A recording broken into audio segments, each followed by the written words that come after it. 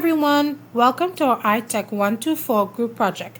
I'm Anna, and along with my group members Shalina and Jeremy, we're going to be building a complete network infrastructure.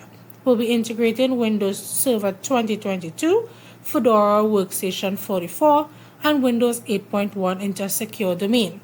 Let's dive in. First, we're going to obtain the Windows 2022 server file. To do so in your browser, you're going to type exactly that, Windows 2022 server, ISO download. You'll then click on the first link, and then whichever language you choose, you click on that link and it will then take you to it. We'll be using Windows 8.1 as well as Fedora as clients. So to access the Windows 8.1, to get that file, you'll just go to Masgrave Dev 8.1, and there you'll be able to select that file. In Oracle VirtualBox, you'll click on New, and then you're going to name your virtual machine. So simply Windows 2022 Server. You're then going to choose the ISO file and uncheck Proceed with Unattended Installation. We're then going to set our base memory at 8 gigabytes and the number of CPUs at 4.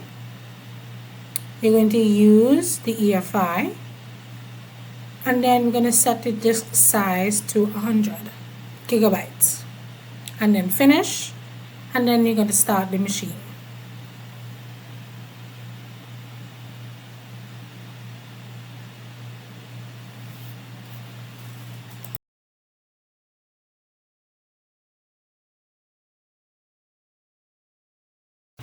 So once the machine has started, you'll press any key, so press enter, and it may take a little while to start up, but just be patient with it. And as you can see, you're just going to choose your language and your keyboard type, and then press install now. Once again, this may take some time, so we'll be back when it's finished.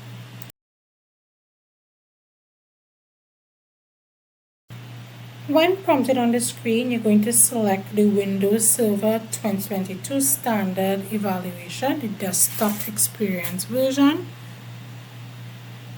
Quickly check in through to accept and click next.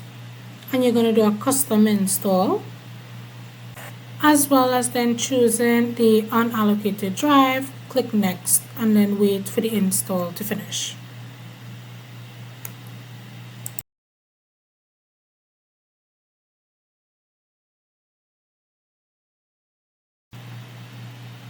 We'll then be setting up the administrator password.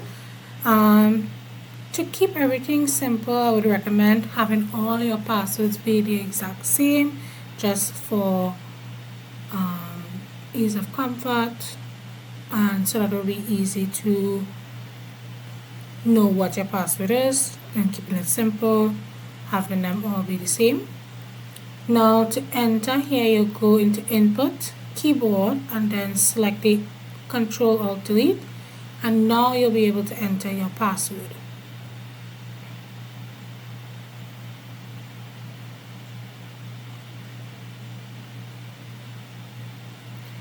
Now that you've done so, the next thing we'll be doing is setting up the network, and we're going to be renaming our server.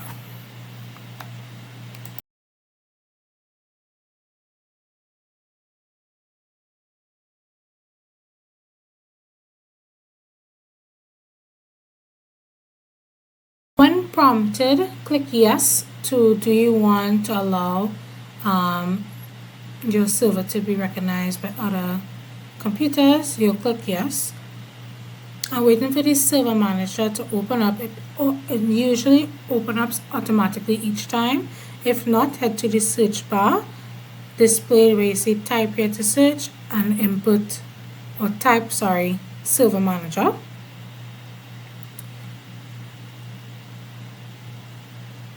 You could do away with this window, and first thing we're going to do is set the static IP address. So open server manager and you're in the local server. Click on the Ethernet link, right click your adapter and then to properties. Select IPv4 properties, and then you're going to set the IP address to 192.168.10.10. The subnet mask should automatically populate. You will not be inputting any default gateway, and for the DNS you'll be inputting 127.0.0.1.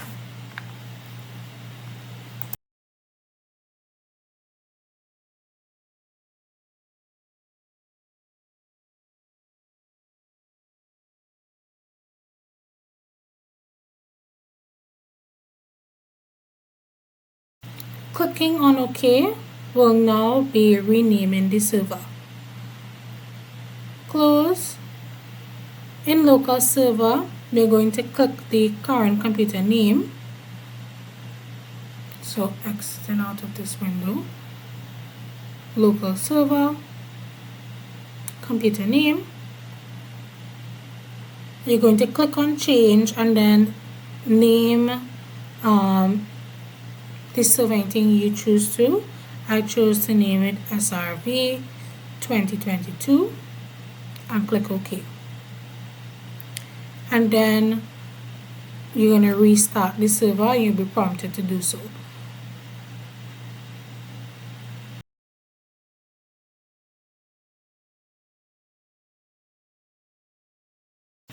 Logging back into the server and waiting for the server manager to automatically pop up. Now we'll be installing roles.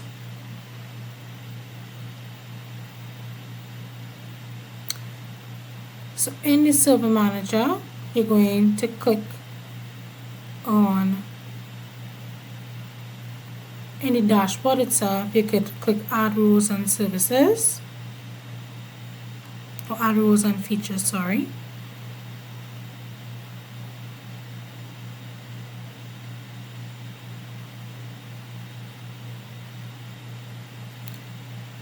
Then I'm going to click on next.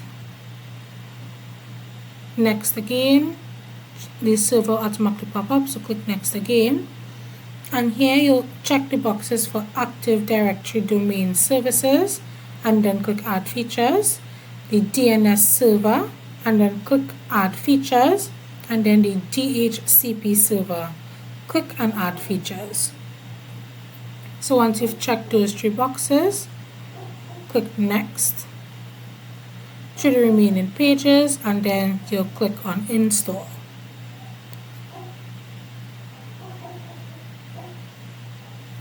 Once again, this may take some time, so we'll be back when it's finished.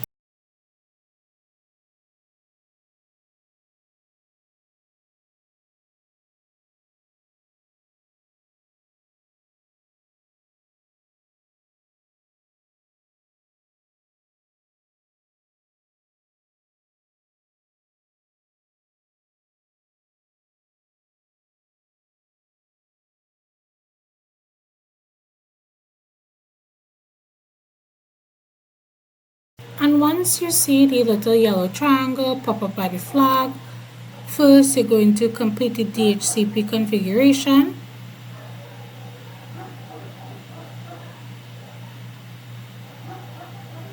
Click continue and then close.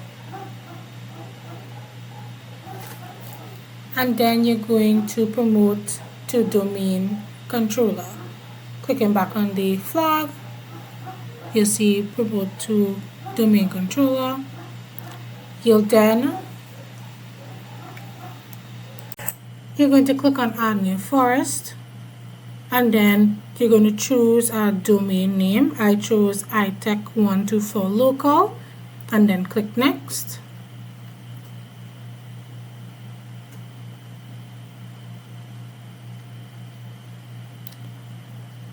For the domain controller options, you're going to leave the forest/domain function level at the default, which is Windows 2016. You're then going to check domain name system server, and then you're going to enter the password and confirm.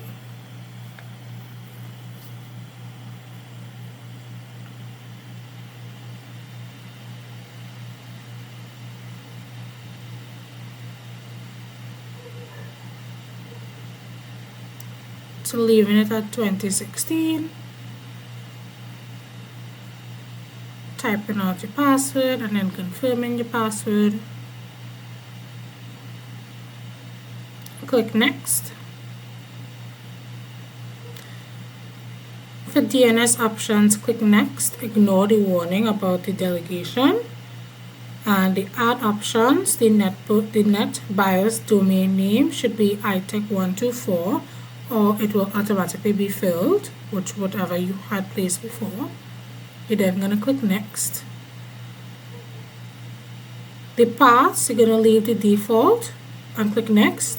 The review options, you're also going to click next. And then when you reach the prerequisites check, you're just going to click install. The server will reboot automatically after the installation.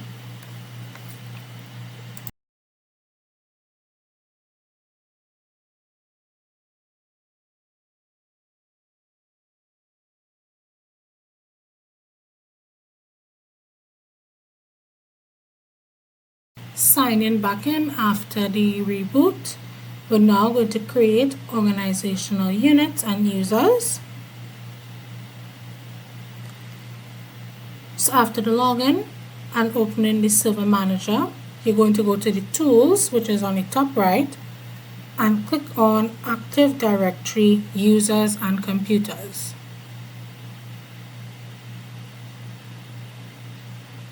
We're just going to wait for it to load first.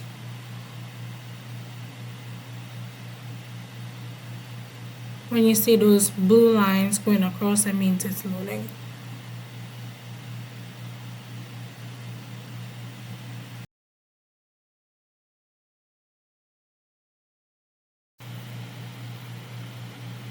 Once again, clicking on Tools and waiting for everything to load. And clicking on Active Directory Users and Computers. You're then going to expand the name of your domain, which for me is itech124.local, or whatever it is that you have it set as. You're then going to right click on it, click New, and then Organizational Unit, and click. You'll then name whatever it is that you would like to name it as. For me, I did it as ITEC_students. You'll then click OK after naming your organizational unit.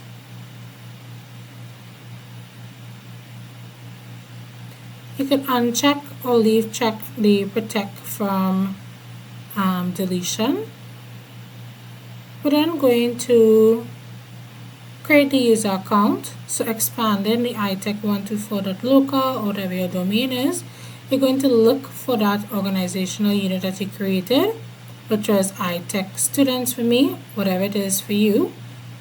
You're then going to click on New, right click for New, and then all the way down to User. You're going to click on it, and then you're going to create however many users that you wish to. I'm going to first put the name. So for me, I'll put Jeremy, Jeremy, last name as user, the user logon name,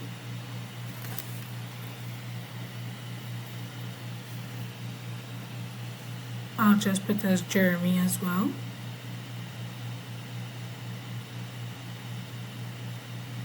And after doing so, click next.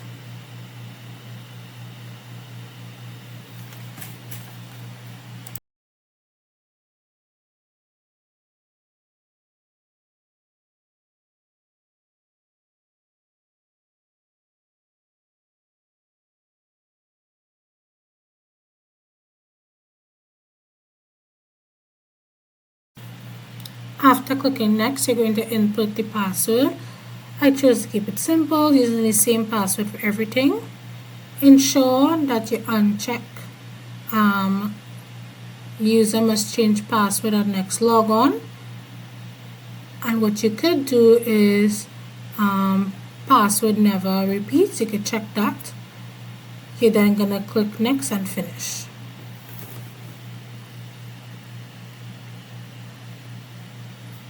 Once again, doing it one more time for my second user, which will be Shalena, Shalena. Right clicking, and then for user,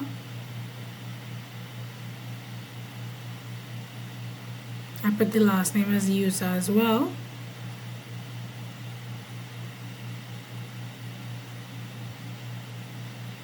Clicking next. Once again, unchecking user must change password at next logon. Now you'll see here I didn't click on password never repeats.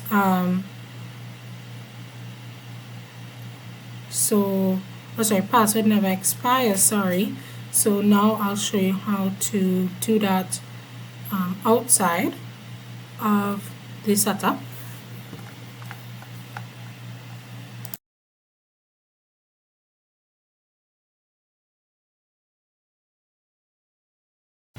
So right clicking on whatever user you choose, you'll then click to properties, and then here in the account section you'll then be able to choose add or remove certain things with the account. So here you'll see I went in and simply checked the password never expires. So once again, going to properties, going to account, under account option, choose password never expires,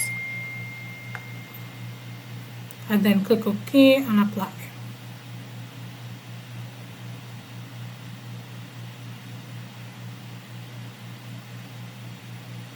Ensure to click apply. So now we're going to move on to configuring the DHCP.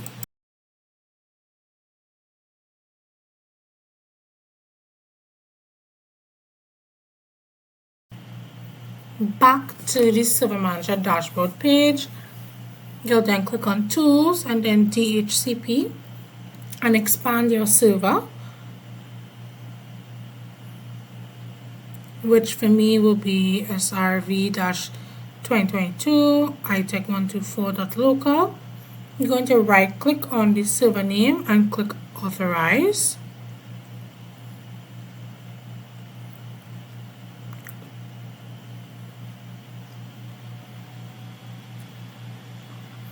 Just keep clicking until the Authorize button shows up. Or even go to the side of the page, click Authorize, and then keep clicking Refresh. And what should show up is the green arrow, which you see in here. If not, go back out and click Authorize, wait a couple seconds, and then refresh again. Right clicking on IPv4, you'll then click on New Scope and name the scope ITEC124_scope or whatever you wish to name it as, and then click Next.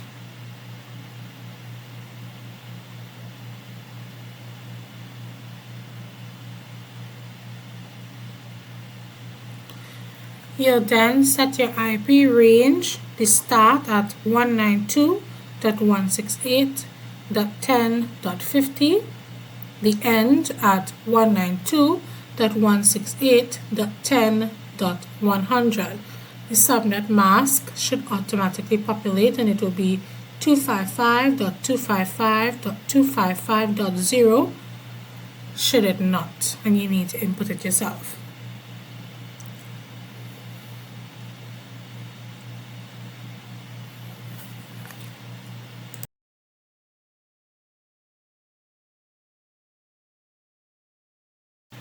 Clicking on next, you'll then skip exclusions by clicking next, and then the least duration, you'll be leaving it at the default. So click next. The configure options, select yes and then click next. The router gateway should be set at 192.168.10.1. Add and then click next.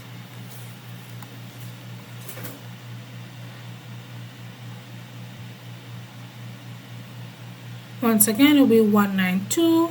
The router gateway is 192.168.10.1. Click on add and then next. The DNS server's parent domain is ITEC124.local. The IP address is 192.168.10.10. You'll click add and then next.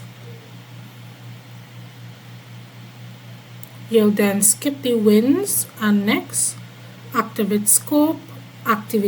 You'll select yes, next, and then finish.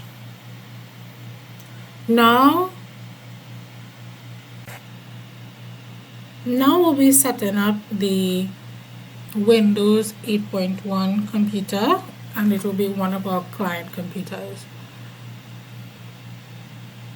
So closing off this virtual machine, click on new, name your virtual machine. I chose to name it Windows 8.1. Once again, selecting the file, the ISO file. Uncheck proceed with unattended installation. I have my base memory set at 4 gigabytes. The number of CPUs set at 3. Use EFI is checked, and I kept the default disk space.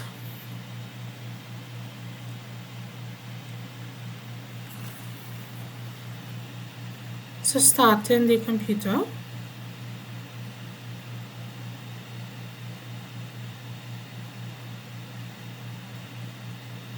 Just click on any key on your laptop or computer to start.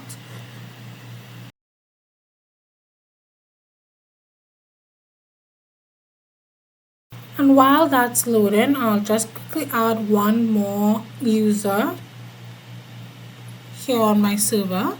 So clicking on tools and then Active Directory users and computers. Clicking on the ITEC_students organizational unit that we added. Right clicking on new and then to user. The username will be Anna, last name user.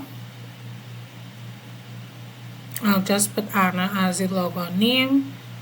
Setting a password. This time I will check on password never expires. Inputting the password and confirming, and then clicking on next.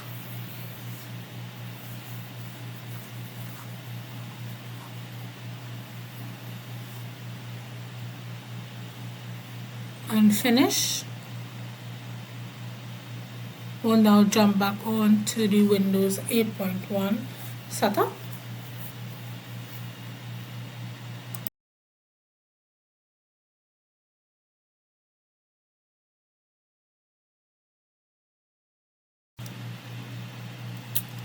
You'll just click on the language and keyboard type, keeping it at English for me, and then clicking on install.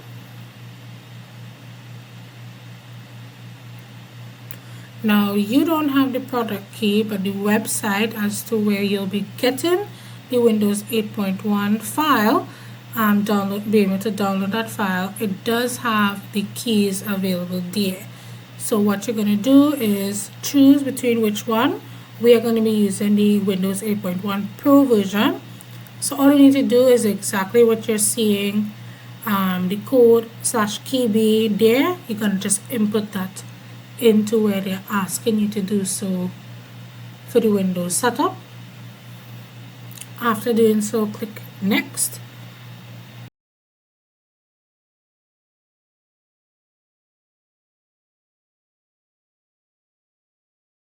After selecting the custom install Windows only, you're gonna select the unallocated drive, click Next, and then you're gonna wait for the installation to complete. It will reboot automatically after. And then we're gonna start the initial setup. Now you'll just be choosing your personalized color and just a name for the computer, whichever color you would like, or whatever name.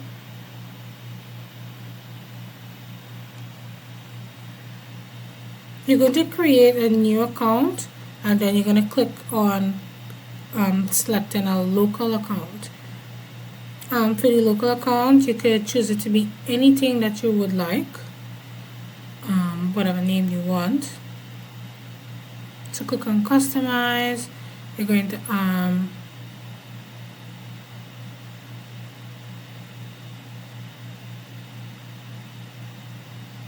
so you're going to click Use an account. Again, then I'm going to ask you if you're going to create a local account. That's where you'll do it. A name, a password, confirm your password, as well as a hint, and then click Finish.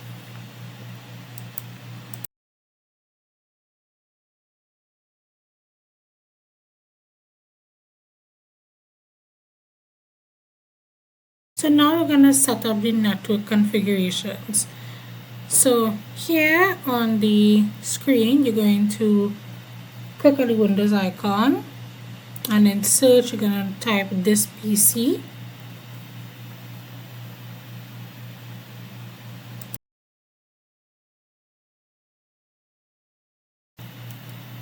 You're going to right click on this PC, go to Properties, and then change settings.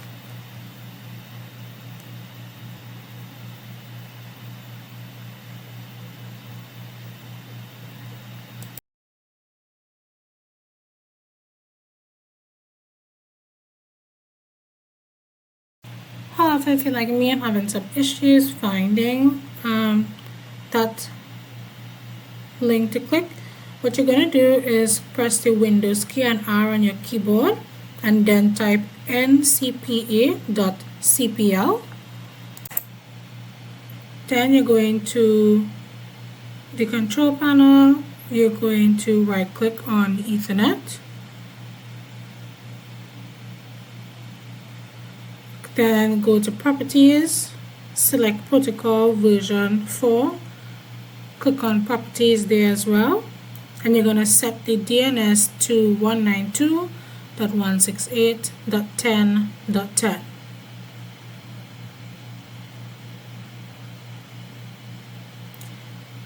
Then you're going to click Close. The IP address, you're going to allow it to automatically get an IP address. You don't need to bother with that. So all you're going to be doing is setting the DNS to, once again, 192.168.10.10. Just to note, if sometimes on the Oracle VirtualBox you tend to see that it freezes, simply exit out in the machine and save and come back to it. It will start working again. So now opening the system properties once again, clicking on this PC icon, select properties. You're going to look for the link that says change settings, usually on the right or left hand side. This time it is on the right hand side next to computer name. You're going to click it, go to system properties, and the window will pop up. Make sure you're on the computer name tab. You're then going to click change, the button at the bottom of the tab, and under member of, select the selection. You're going to select the radio button for domain. You're going to type your domain name exactly as you created it on the server. So for me, it's ITEC124.local, and then you're going to click OK. So for me, I was having a little issue, and what it simply was is that I needed to take off the firewall on both my server and my Windows client. So if you're having that same issue, skip all the issues I was having, just go quick to the firewall, turn it off on both your client and your server, and it should be fine and connect properly.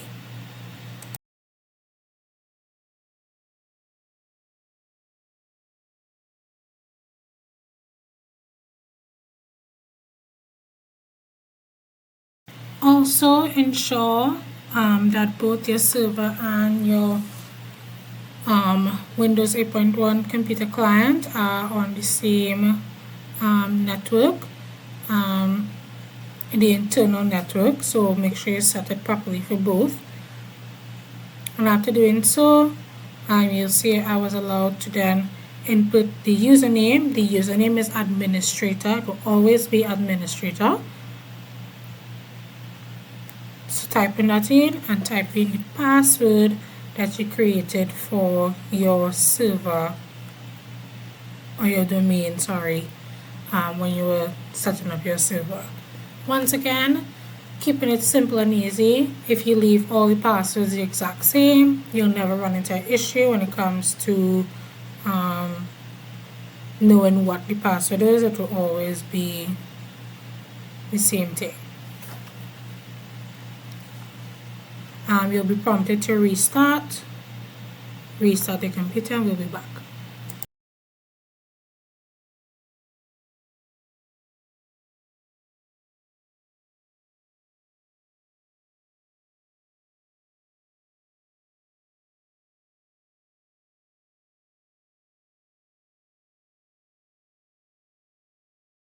So first things first, when going to sign in, I recommend signing in as administrator first, and to do so you'll have to type ITEC124/administrator and then type in the password, which will be, for me, whatever my password was, for you, whatever your password is, and then you'll be able to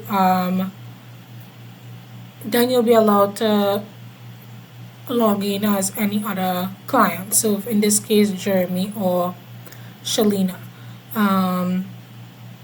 So as you speed past and see that I did signed as administrator first, and now I'm able to sign in as one of the other users here. So once again, to sign in, you'll type ITEC124 / whatever it is that the name of the user you put. For me, in this case, it was either Jeremy or Shalina. The setup installation again will kind of run, and then you'll be able to see that whoever the client is there. So yeah, as you can see here, it is Jeremy. So Jeremy was signed in properly.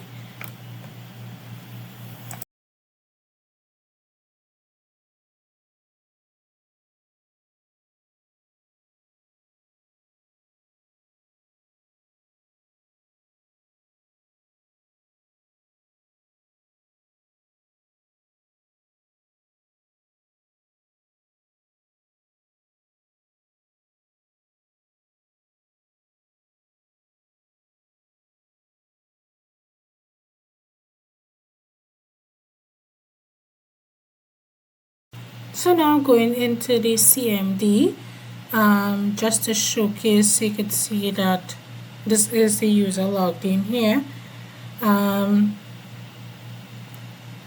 You could type system info find str/b/c and in quotations domain, and the output should be something like the domain, whatever the domain name is, and the log on domain, which is will just be the name of the domain, which is most likely be capital ITEC124. For me, whatever the name of your domain is for you. And to show whether you're logged in as the domain user, you'll just type who am I, and the output will be whomever you are currently signed in as.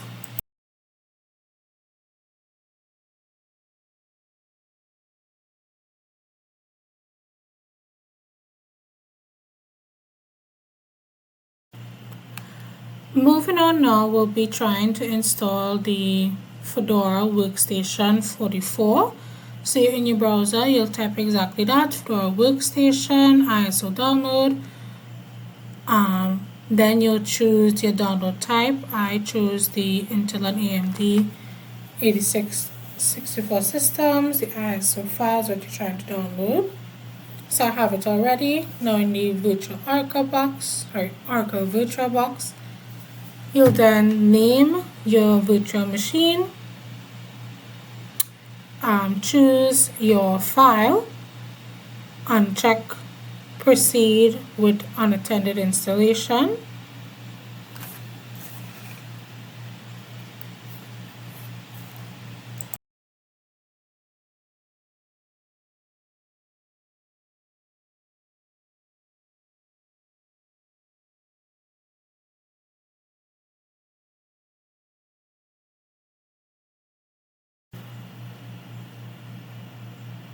The basic memory was set to 2 gigabytes and the CPU was set to 2 processors.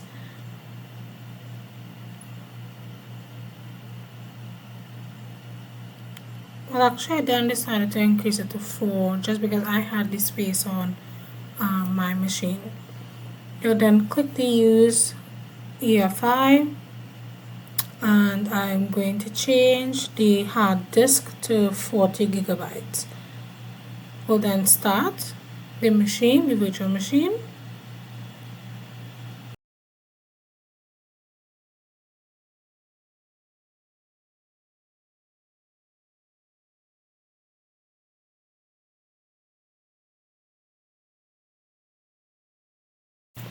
Open up to the page, you'll then click the install Fedora Linux.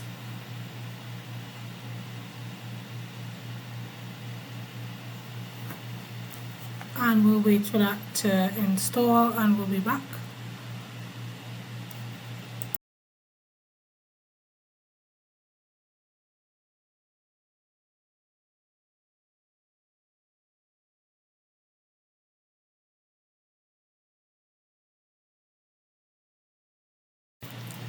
Selecting your language, keyboard, and when it's asked you how would you like to install, how would you like to install, you're going to use the current disk.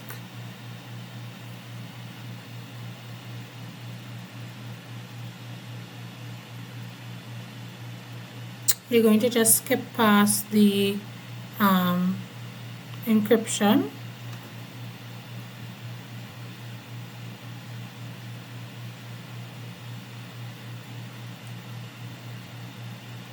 Once again, just clicking continue. And after you click continue here, it will then install, and that will take a little while, so we'll be back once that's finished.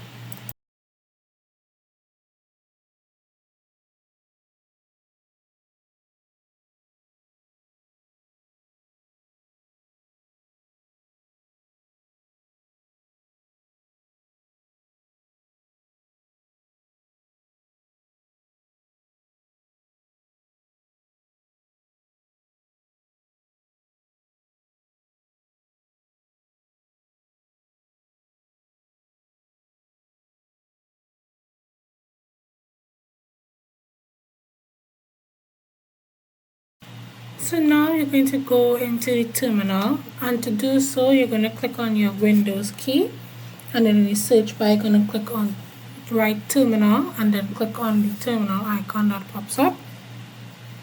You're going to run these commands to get to your DNS. I'll display them on top. You're going to first run nmcli connection show to find the name of your wired connection. So for me, the name ended up being Wired Connection 1. Um, so that's what you're looking for, and that's what you'll be using when you're doing the rest of input for what you put in your bash. So now I'll display the rest of code that you're going to need to input to move along with the installation, because everything will be done here in the terminal, not like how the Windows that interface looks like. Everything would be done here on the Fedora Linux terminal here. Coming up, you're going to see a lot of trial and error when it comes to getting the Fedora computer to connect with the server. Being upfront, the issue ended up being that the Fedora actually needed a second adapter connected to internet, as well as then the server for Windows 2022 ended up adding another adapter to it as well. So that way the server and the Fedora computer could connect with each other. That was the only way it was going to connect, through trial and error. That is what I found. And so if you're having the same issues I'm having, which is that at some point the packages to install would not install, I also had an error displaying the correct or getting the Fedora computer to connect to the server or see the server. When I would type in ITEC124.local, it would not see the server there either. And through trial and error, once again, I found that it was simply adding another adapter and allowing the computer to be connected to internet, both the Fedora and the server to be connected to internet. That is what fixed the problem. So if you're having that problem, similar to what I had, simply go to machine, or exit out or close your virtual machines, go into settings and then network, and then in network where you see adapter 2, choose NAT network to allow the internet, and then everything should be fine there. Because it's a lot of repeating of code being entered to trial and error, but it is the same thing being done each time. So I'll now just skip quickly through what I was doing and then show you the code that you need to complete everything to get the Fedora computer connected to your server.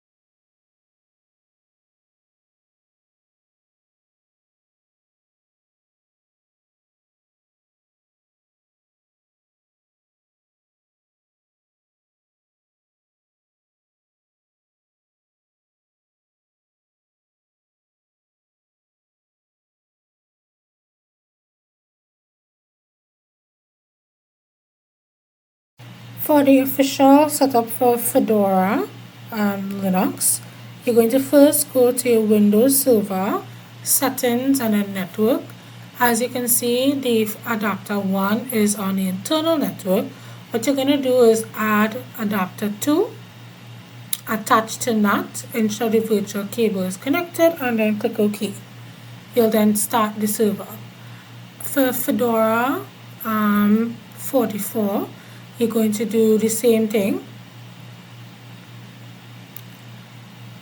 You're going to go to settings, network, adapter 1 you see is internal network, and adapter 2 is attached to NAT. Once again, ensure virtual cable is connected, and then you could start both the Windows and Fedora.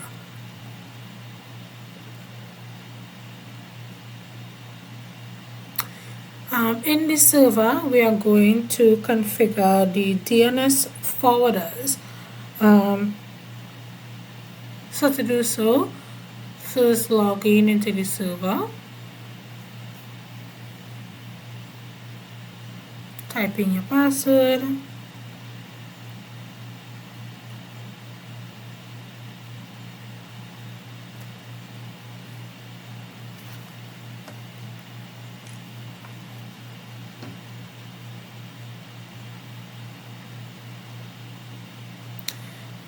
What you're going to go to is the DNS manager. So click on Tools and DNS.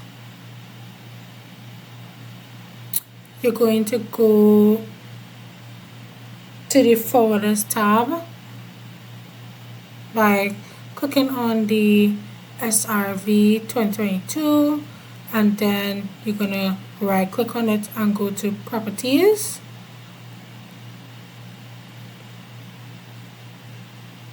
And then you're going to click on the Forwarders tab. And as you can see, I already have them added, but what you're going to do is click on Edit. And you'll be prompted there as to add in the IP address. So it will be 8.8.8.8, and then click OK, and then you'll add it again, which is 1.1.1.1, and you're going to wait to see the names instead of unable to resolve, so which will be Cloudflare and Google.com. So you're going to leave the server now, and you're going to start back up Fedora. Enter your password.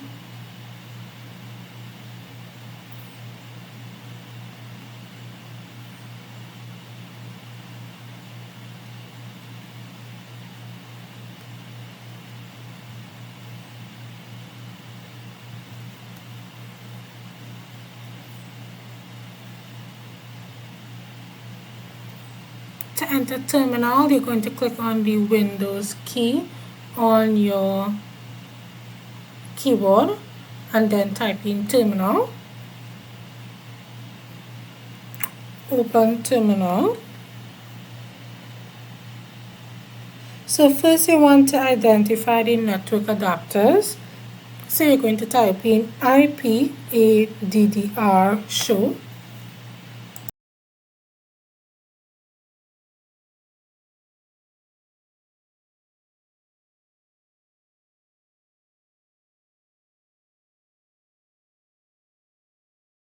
And what you're basically going to see is the two adapters, the internal network adapter, which will be labeled ENP0S3, and the second adapter, which is the NAT adapter, which will be labeled as EMP0S8.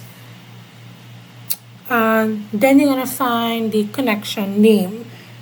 It is usually always named, or the internal network is usually always named wired connection 1.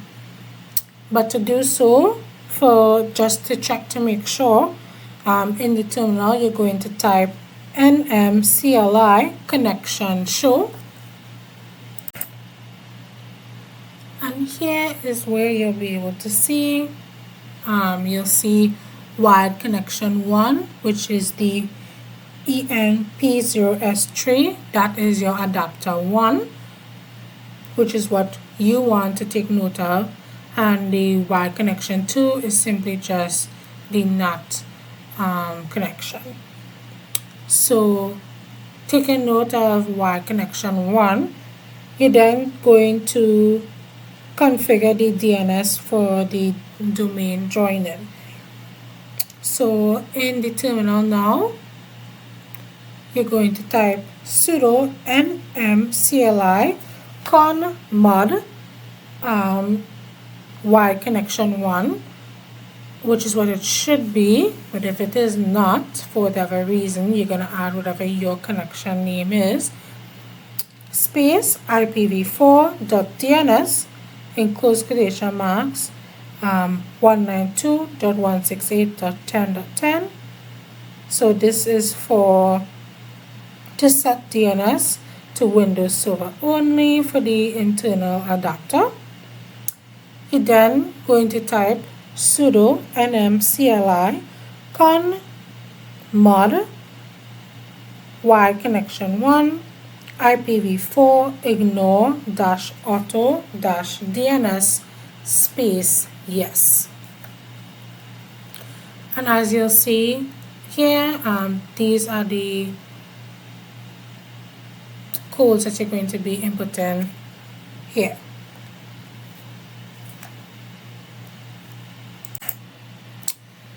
And after setting up a DNS server for the Windows Server only, you're going to restart the connection. And to do so, you're going to essentially shut down the connection and then start back over by typing sudo nmcli con down and then quotations, you'll type wired connection 1, which will then shut it down, and then sudo nmcli con up wired connection 1, which promptly restarts basically the connection.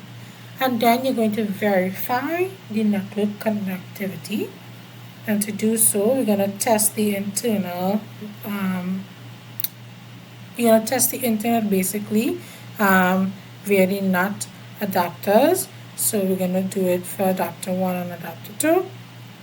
So you're going to ping, I'll type in the code here, will be ping space -c space 3 space google.com, and then to test the Windows Server via the internal adapter, you'll do ping space -c space 3 space 192.168.10.10. So all of this is simply because the Fedora needs internet access during the setup phase, primarily for one major reason, which is downloading the translator software. And basically, by default, a fresh Fedora does not know how to talk to the Windows Active Directory server because they speak in different languages essentially. So to communicate, we have to install specific software packages or translators. RealND, the tool that discovers and joins the domain, SSD, which is the background service that handles the actual authentication and user logins, and the ADCLI and Samba common tools. These are tools that allow Linux to understand Windows networking protocols. And all these are not installed by default. Fedora had to basically connect to the official Fedora online repositories via the NAT adapter to download them using the sudo dnf install command, which is what we just have done here. This is basically the update.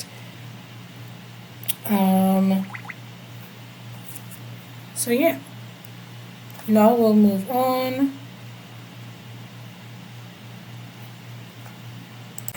So now to do the update, to update the system basically, you're going to type in sudo dnf update -y, and then to install the required packages, you're going to type sudo dnf install realmd ssd job -mk home dir space adcli samba command tools krb5 workstation space -y.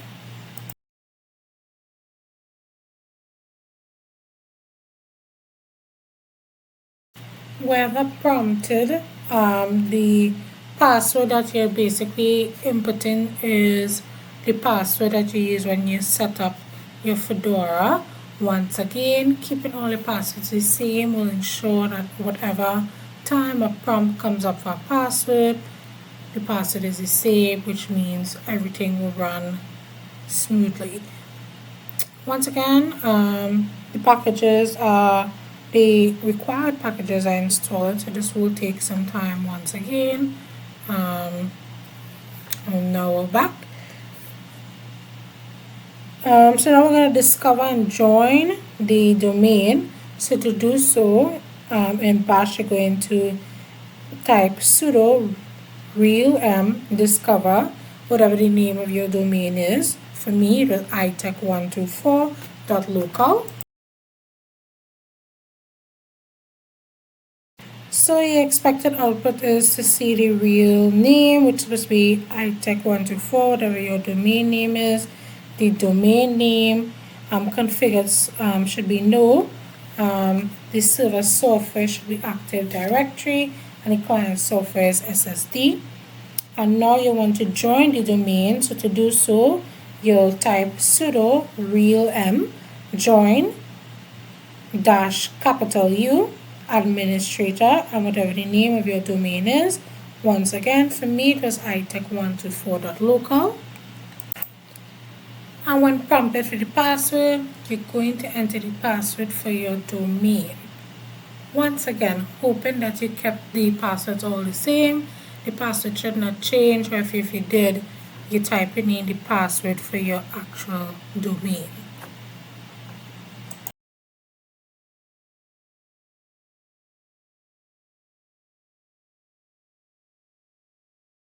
So now to verify that you have actually joined the domain, you could type realm list, and the expected output is, you see the real name, the domain name, the configured should say it's a Kerberos member, which then means you are actively on the server and the server software is Active Directory. And to test how to sign in now, what you're going to do is, I would recommend first signing in as administrator, but as I've already done so, I'm going to show you how to just sign in. So you're going to type ITEC124.local or whatever your full domain name is, / and the user. So for me, I put the user as just Jeremy, or in this case Shalina. And you're going to hit enter. It will then prompt you to type in the password. You type in your password, and then it will send you back to the list of users, and you just click the user that you just input, and you have to type your password again, and then you'll be entered into the client computer as whatever user that you just signed in as, and now you're connected to the Windows 2022 server. And just to check this,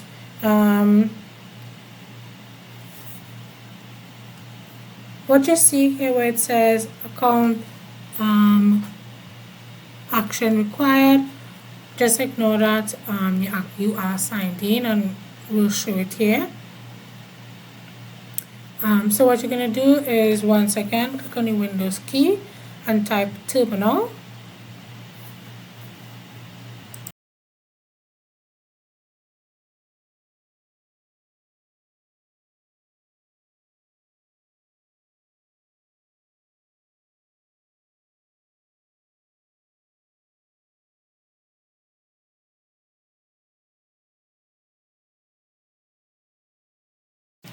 And once you're in the terminal, you're just going to type ID, and it should show that you're logged in. You could also type real mlist, which will then once again show you that breakdown of that the computer is connected as a member. Or you could simply type who am I, and it will show you the ID as to whom you're logging as. So if in this case it's Shalina at ITEC124.local, it will then just display that name. And so now you can see that you are logged in on the server and everything is connected. So I'll now pass you on to the next member of my group.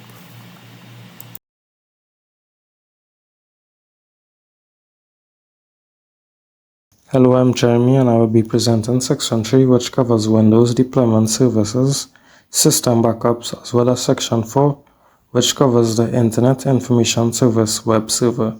To begin, I would walk through WBS setup on Windows Server 2022.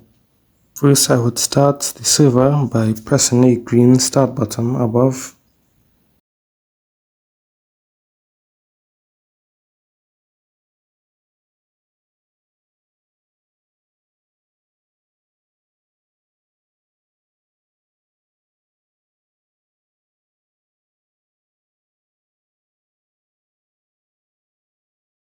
When it loads, I would log in using the server's credentials.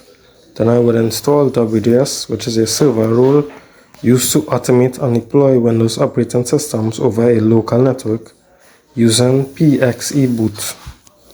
Windows Server Manager should automatically launch. To install WDS, I would click on Add Roles and Features. When Add Roles and Features will appear, I would be clicking on Next. Under installation type, I would be leaving role-based or features-based installation and then be tapping on Next. In server selection, I would click on the server SRV 2022 ITEC124.local and then I would tap on Next. In server roles, I would be clicking on Windows Deployment Services, then Next. I would skip the features section and leave everything at its default settings. In WDS, I would click Next. In role services, I would leave deployment server and transport server checked and then I would click Next. In the confirmation section, I would click on Install.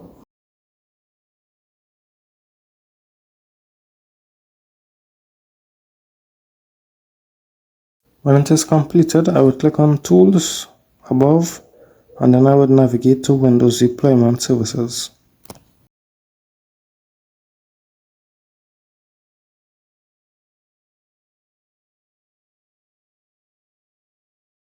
When it opens, I would right-click the server's name and then click on Configure Server. The Windows Deployment Services configuration wizard should appear. I would leave on Integrated with Active Directory and then click on Next. I would leave the default installation path as is and then click on Next.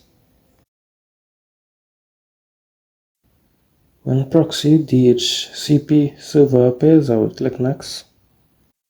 I would then allow the server to respond to all client computers and then I would click on Next.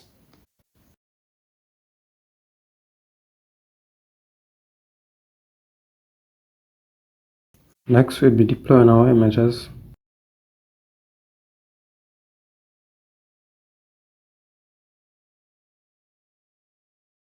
To do so, I would click on Right Control plus Home, which should bring up Oracle VirtualBox menu bar.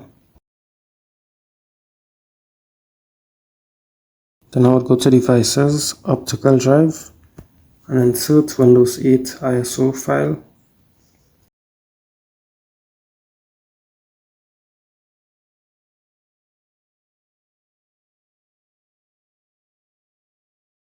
Then I would open the File Explorer and go to CD drive.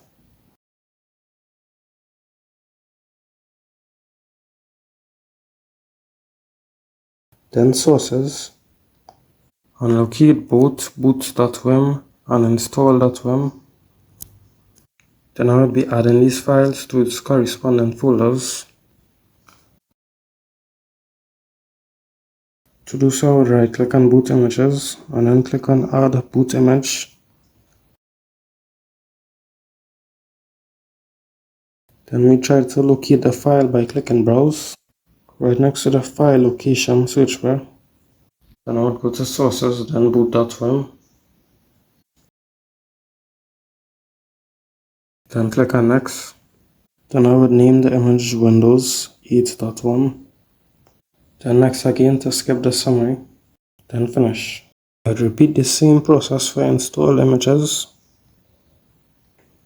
I would right click it, add images. I would name the group Windows. Then click on browse and choose install.wim.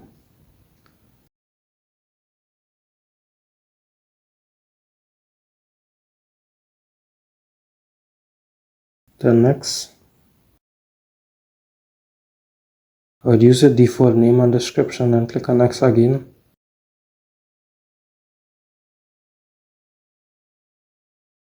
Then next and wait for it to complete. When it's done, I will tap on finish.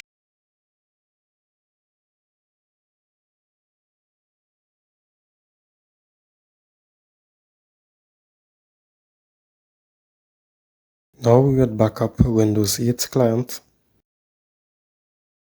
I will begin by opening the Windows client. Then I will tap the Windows icon and search for Control Panel.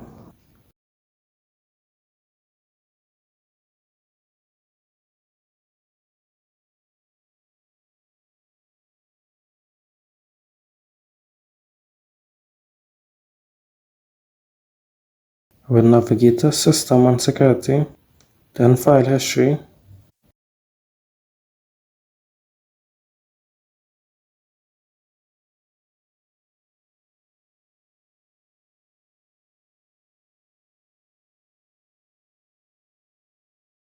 In the bottom left corner, I would click on System Image Backup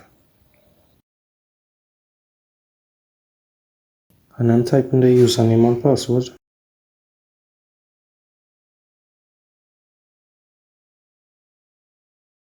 I would select the On a Network Location Ratio box, then click on Select. Then I would browse for the server.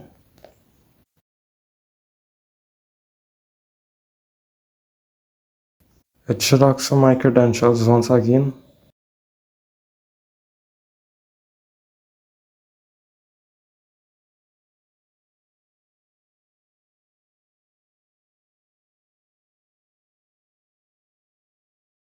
After entering the username and password, I would select on Client Backup. Then I will click on OK.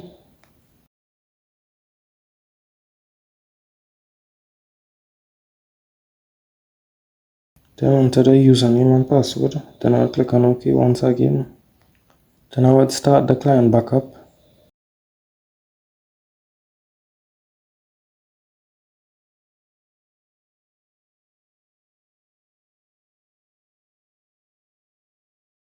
To show that it works, I will close the client.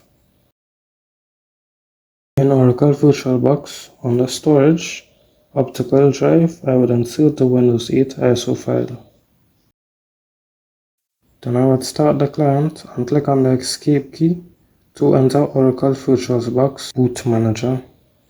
Then I would navigate to Boot Manager, UEFI, VBox, CD-ROM.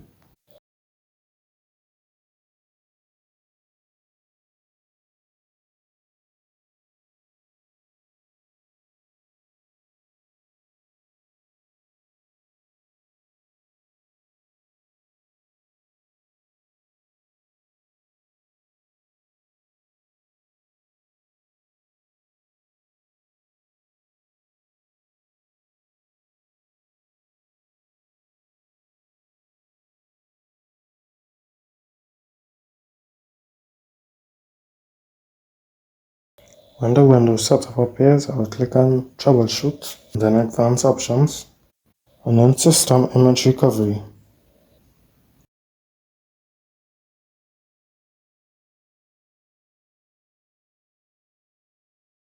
When it loads, it should say Windows can't find a system image on this computer, in which case I would click on Cancel.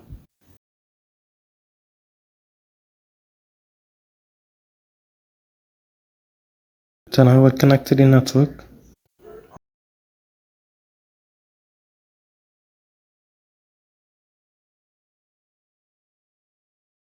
And set the location of the system image and type the service credentials.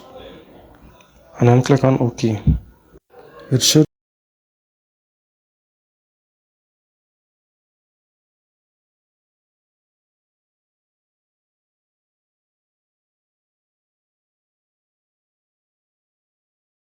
find the system image, and then I would click on it and Next.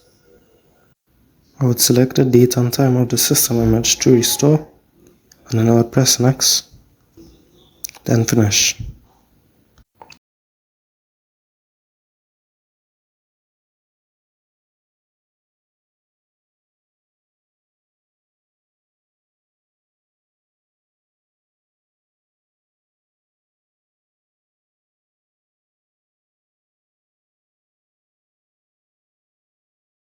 After that, I would reset the machine, then log into Windows 8. And we can see the system has restored to its previous state.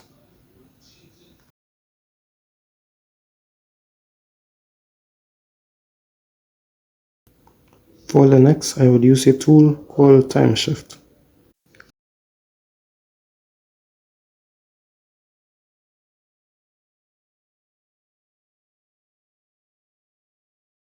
After logging into the Fedora client, I would open Terminal and then install TimeShift by using sudo dnf install TimeShift.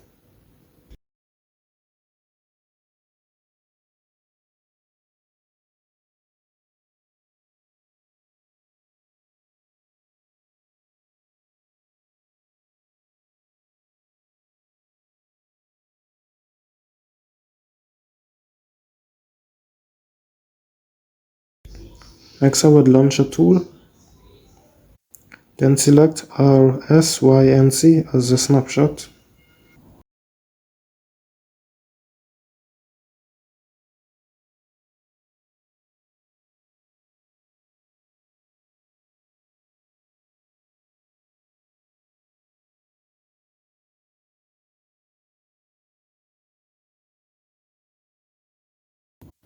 When it loads, I would press Next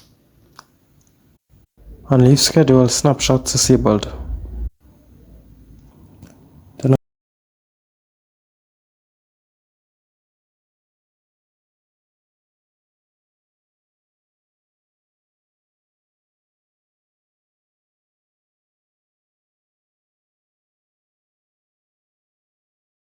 I would change all home directories to include all files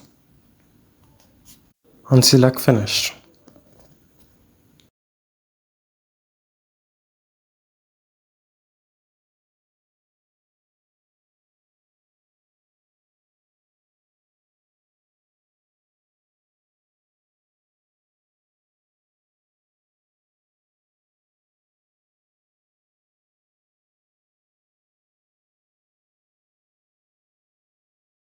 To restore to a previous snapshot, I would have to click on it and then click on Restore.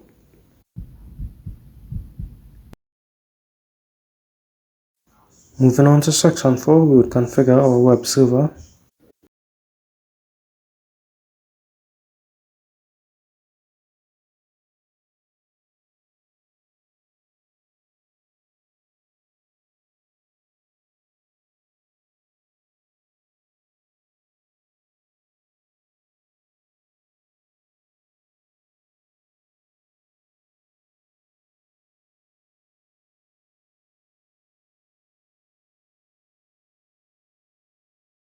To do so, I would navigate to Manage and then Add Roles and Features.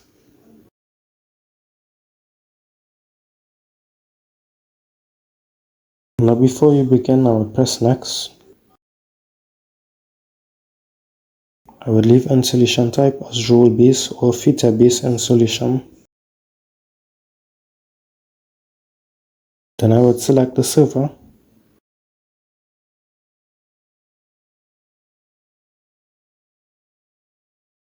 Then for server roles, I would select web server.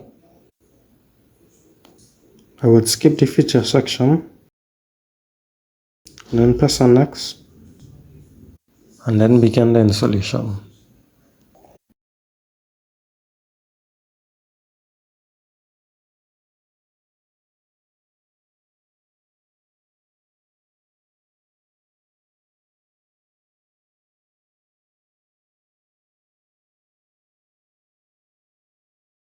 Once it's completed, I will open my file manager.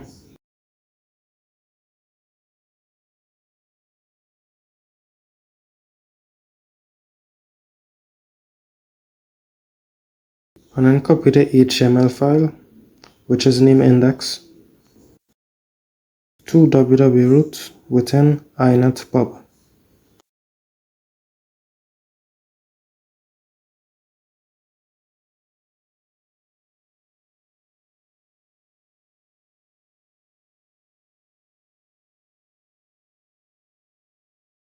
Apart from the file which was copied, this folder should remain empty.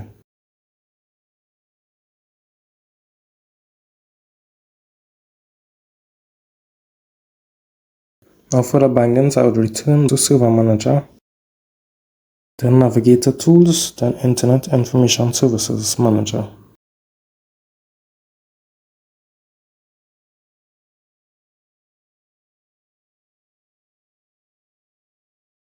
Next I will click on the server, then Sites, then Default Website, and then Edit Bindings.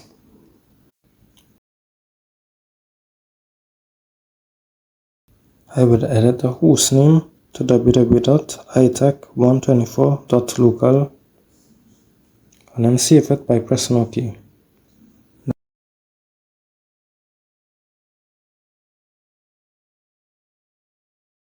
Next I would open DNS Manager to route traffic properly. To do so, I would go to Tools and click on DNS.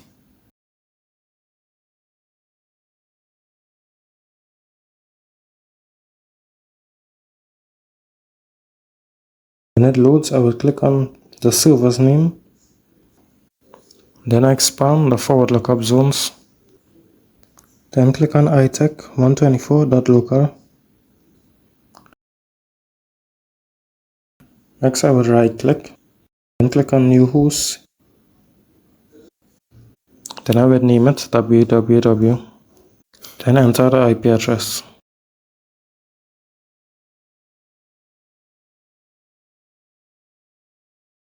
For final demonstration, we must verify that the site loads via the domain on a client machine. So I would start Fedora Linux. Then I would log in and open Firefox.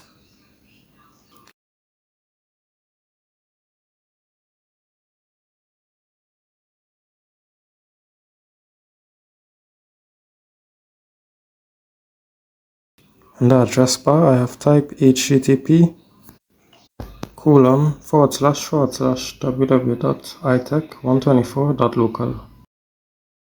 As we can see, our custom landing page works without needing to type the IP address.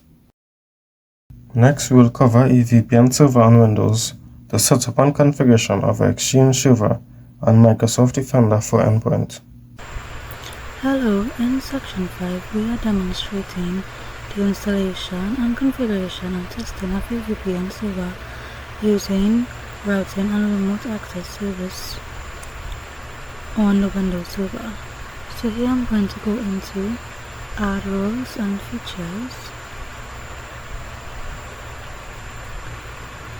and we are going to select Remote Access. Now under Roles and Services, we click Direct Access and VPN, and we just click Next and Continue, and we install the wizard.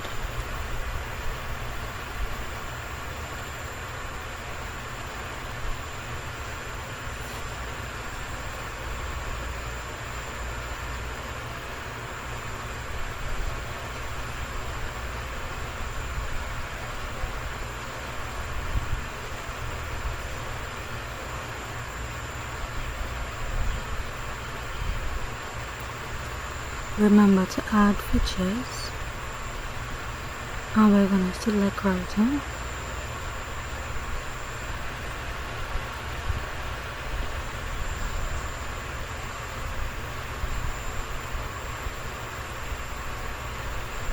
And we are going to install.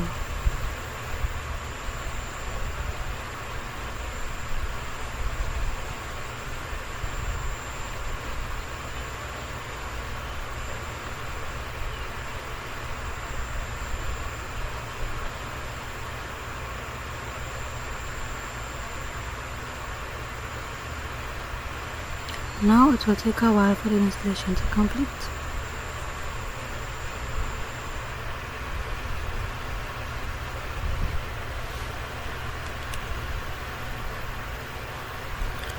So once installed, we open the routing and remote access console from tools. So we're gonna click the tools, and we're gonna right click our server and select. Right now we are looking for routing and remote access. And we're going to configure and enable routing and remote access and choose custom configuration with a VPN access enabled. So you're gonna right click on our server, configure and enable routing and remote access.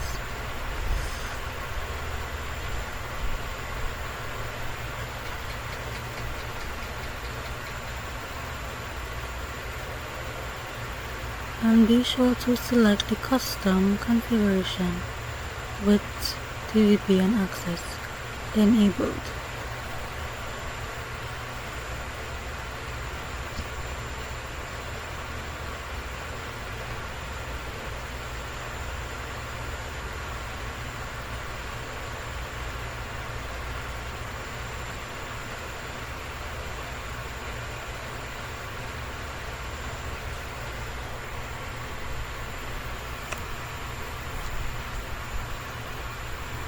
So as you can see, our VPN access is enabled, and we're just going to select finish.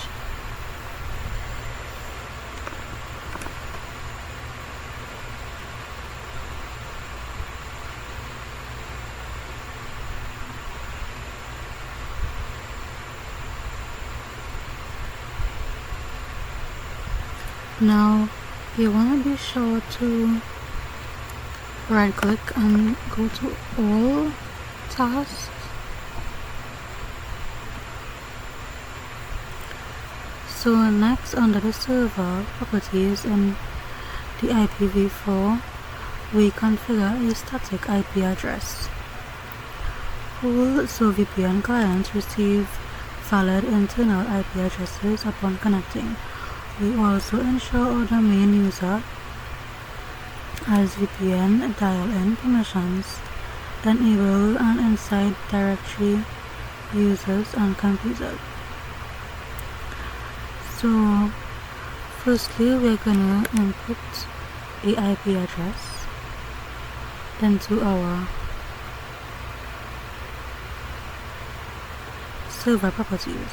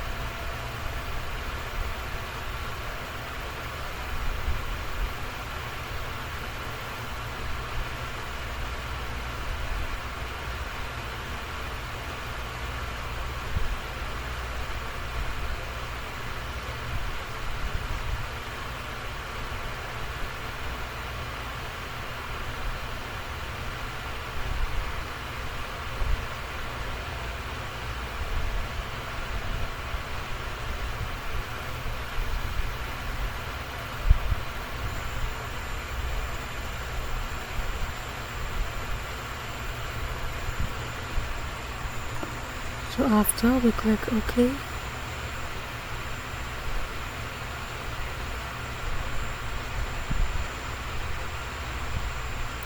apply and also OK.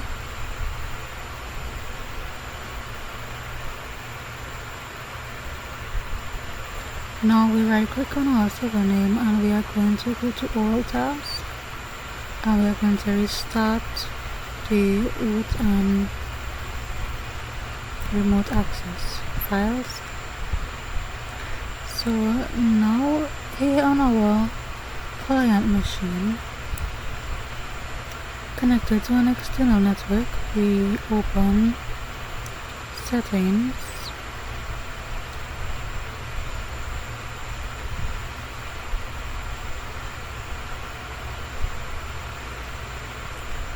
and we are going to search for network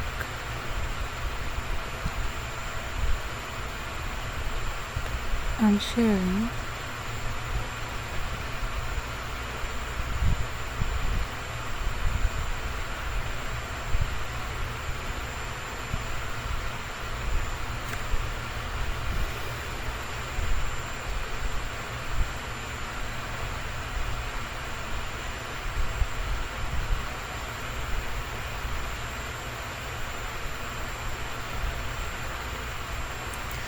So network and sharing center, and we are going to create an internet connection.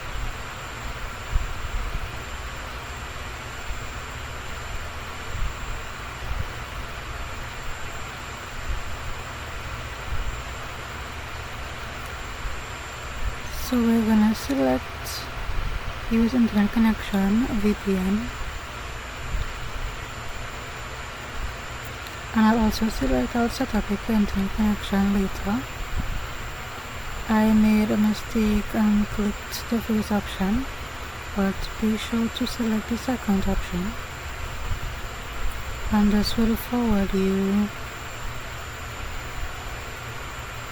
straight to inputting your IP address. And here we created a network connection in our client machine.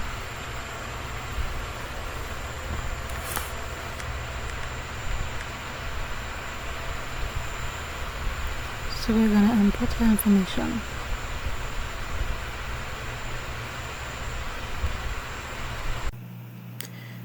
Welcome to section 6, the part where our server finally starts acting like a real mail server. Today we'll put a Microsoft Exchange on our domain. Quick platform check before we dive in. We are running Windows Server 2022 as well as Fedora and 8.1 Windows as our clients, and our domain name is ITEC124.local. Over the next few minutes, we'll install the Exchange 2019, our tour the admin center, its roles, groups, and build every recipient type this section asks for, and close with a live email demo. I'll take the install, including the troubleshooting that came with it. So the Exchange doesn't just drop onto a bare server. It leans on a whole stack of Windows features like IIS with ASP.NET 4.8, the Windows Process Activation Service, .NET and WCF components, plus clustering and AD management tools. So our first move was PowerShell with the install-Windows feature. However, that resulted in an error and it failed. This is actually a great teaching moment. The error says the role and role service or feature name is not valid, and exit code invalid, and success was false. The principle behind this is what most people might miss. The install Windows feature validates every single name before it installs anything.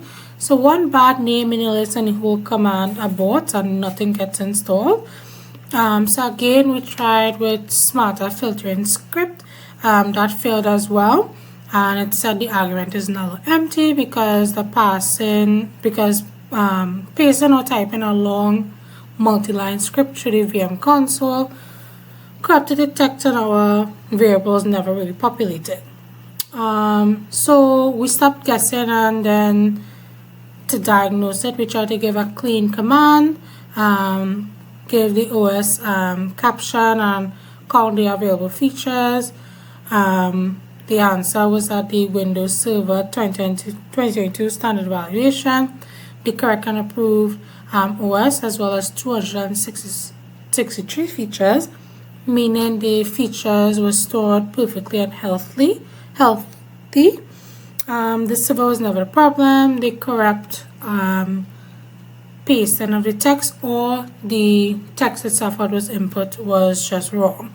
So what we ended up doing was using the wizard to do so through the rules, through the add rules and features.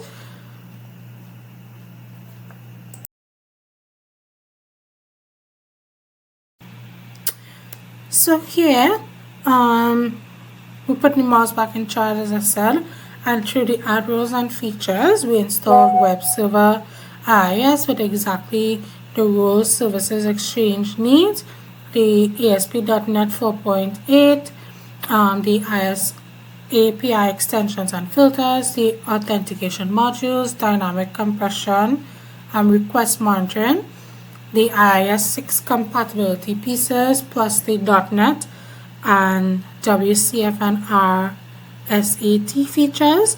And then the last three prerequisites was the Visual C++ redistributables, the UCMA 4.0 from the ISO, and the IIS URL write module. With that done, we mounted the Exchange 2019 CU 15 ISO. Yes, deliberately 2019 because there's no product called Exchange 2022. The CU12 onward is the build Microsoft supports the server that supports on server 2022. And then the setup of the mailbox role plus management tools, readiness checks, green, and then we reboot, and then Exchange is now alive.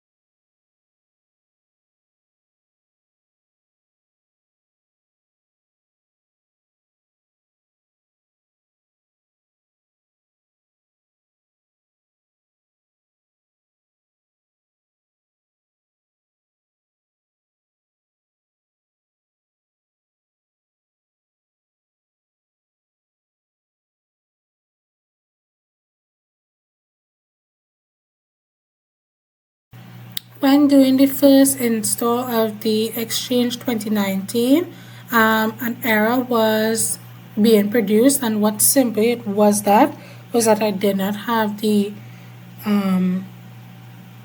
UWrite installed. So all it was is to simply go onto Windows 2022, and you're looking for the URL write module 2.1. When you type what exactly you're seeing in my URL here, you'll see it all the way down to the download section. When you scroll down, that is where you'll be able to find the file that is needed to be downloaded.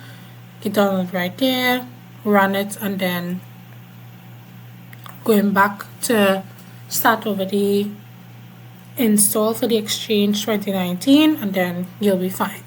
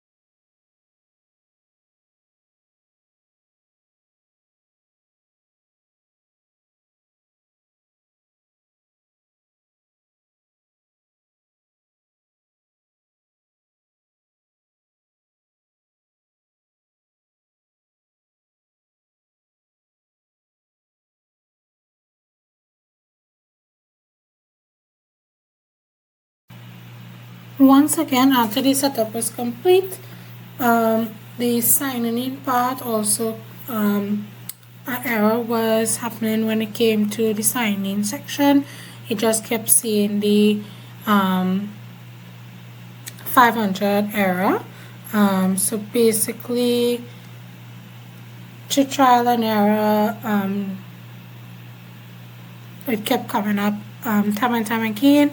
So through some research, I found that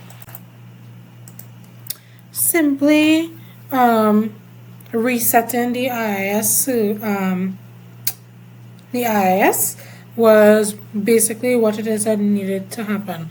As it was installed, it didn't get a chance to properly run. So what I ended up doing was closing down the server, opening it back up, running the code to restart the IIS, and then after doing so, exiting the server again, coming back once again, then I was able to sign in to the Exchange 2019.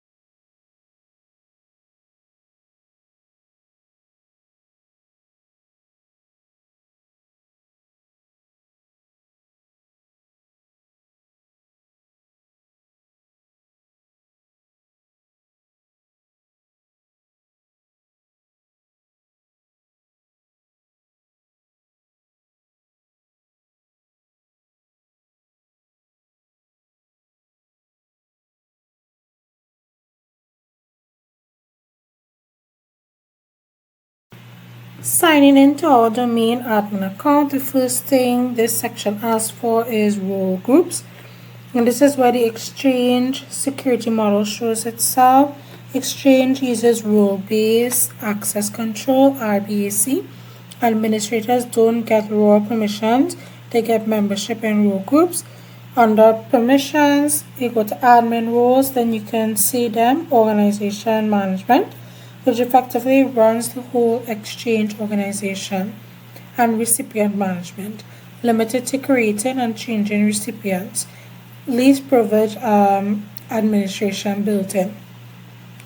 So now let's build the recipient architecture, and I'll explain each type as we go because it's the heart of the Exchange. Under mailboxes, two user mailboxes, me being Shalina and Jeremy, the standard recipient and an active directory account with the mailbox and the Exchange database. Next, a shared mailbox, which will be info at ITEC124.local. Nobody logs into it directly. People are delegated access. It's for addresses a team shares. Under groups, our distribution group, ITEC124 staff, pure mail routing, one address fans out to every other member, and a mail enabled security group, which doubles as security principal. You can put in permissions as a mailing list. And under contacts, a mail contact and an external address like a Gmail account, listing our global address list but with no AD account, and a mail user, the opposite flavor, a real AD account but the mail itself flows out to an external mailbox that every recipient type this section asks for live in the directory. And time to prove it all works. We're going to send an email from a user mailbox to a distribution group and verify delivery in Outlook web app for another group member. Shalina will be our sender and Jeremy will be our member that receives the email. So first I'm going to show logged in as Shalina.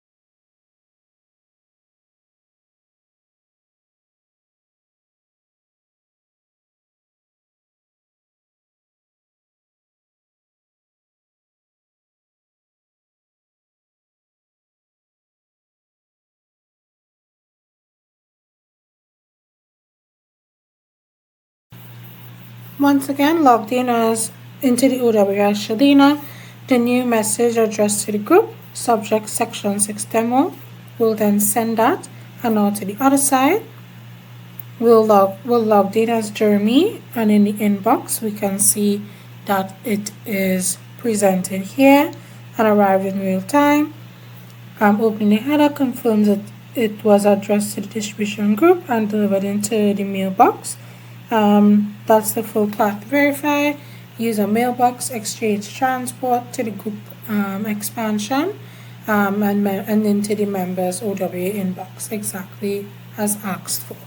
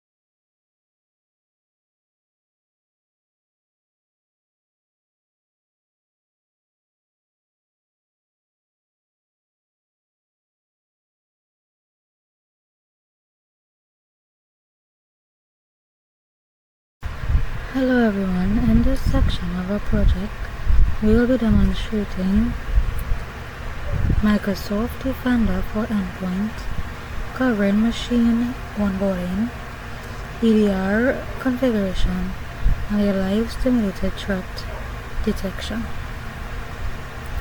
Now to get things started, we are on our server machine, and right now I'm just going to input host name so we can see the name of the computer,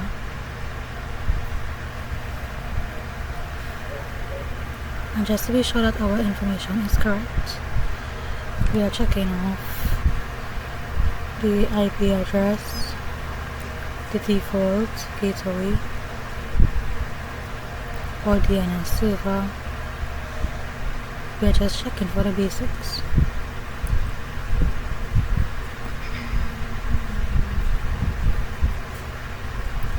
Here I am opening up our window PowerShell, and make sure it says administrator.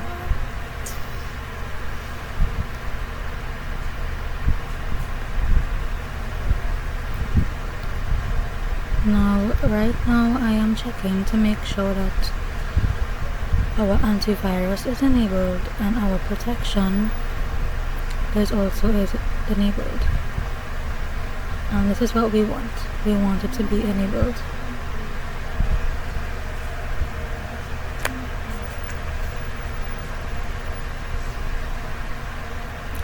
So right now on my Windows machine, I'm logging in,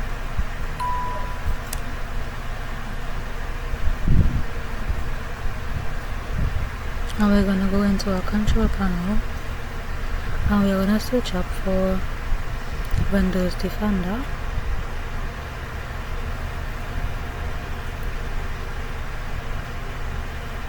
And I'm also making sure that the protection is on, and we're also going to make sure that we check the state, and as you can see we have 4 states running. So let us begin. So on Microsoft Edge, I am googling Microsoft Defender portal.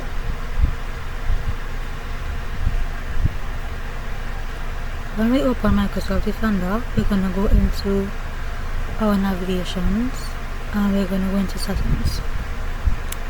Here I am looking for endpoint, but it's not there, so I have to dig for it. And as I selected endpoints, as you can see, I selected Windows 8.1, but this in fact did not work for me, but I still tried. I tried going into iTunes to see if I can download it, but after much research I didn't get through. It was honestly easier to use Windows 10, so I followed the instructions for Windows 8. I try to install the wizard.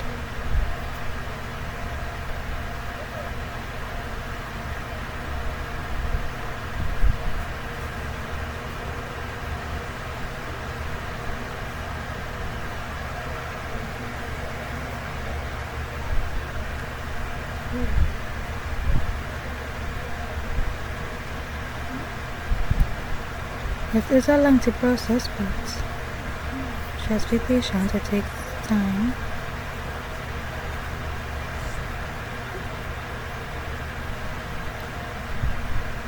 As you can see, I'm going down the list of instructions to follow through to download Windows 8.1.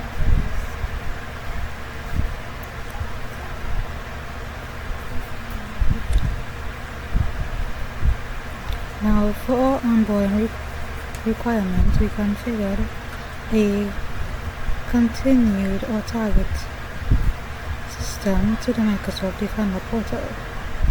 This established continuous security monitoring, telemetry flow, and central management for our infrastructure. So as you can see, I'm still trying to download the Windows 8.1. I'm copying the code into command portal, but for me it kept disappearing. It didn't work.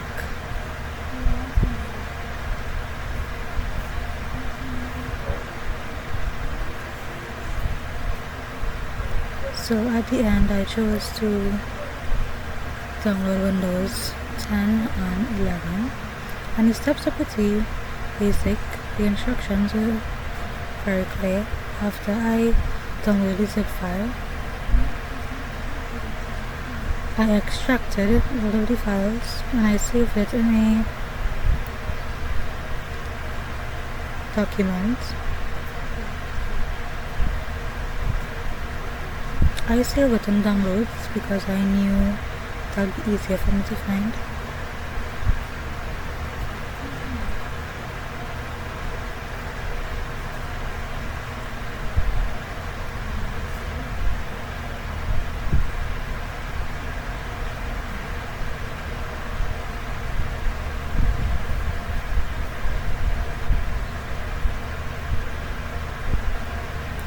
Now another thing to add is that I also did the entire section 7 in the Windows server because it didn't work for me in the client machine, so I found it easier to get them in Windows server. So after I extracted all the files, I went into command prompt administrator, and here I am making sure that the files are there and it is downloaded properly so we can find it.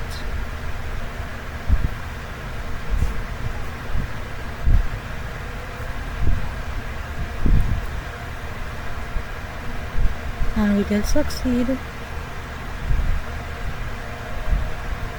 As you can see, it is active and we are successfully onboarding as shown in our Microsoft Defender.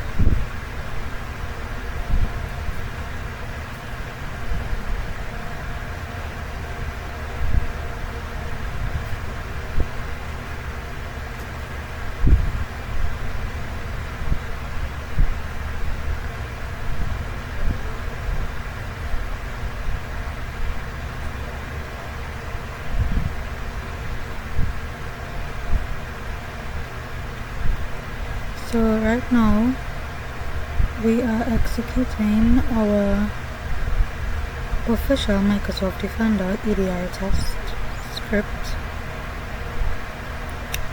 We're using a hidden PowerShell process.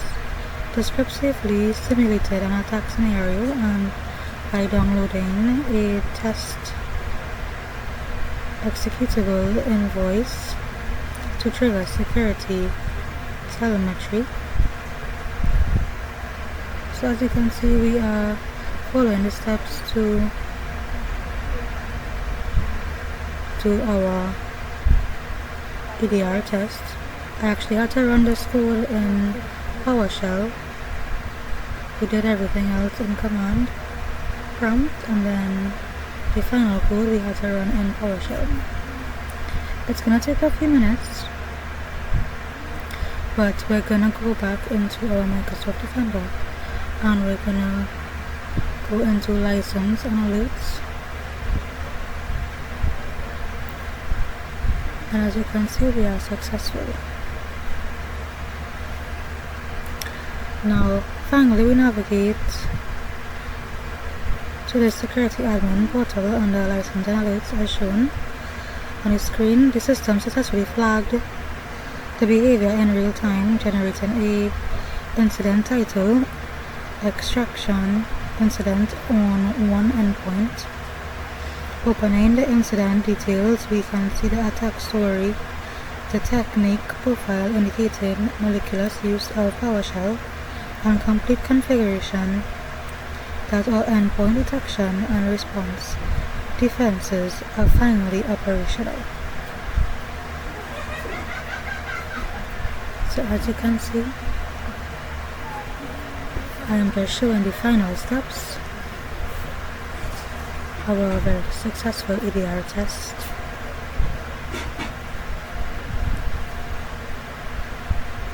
And that brings us to the end of our project. Thank you very much.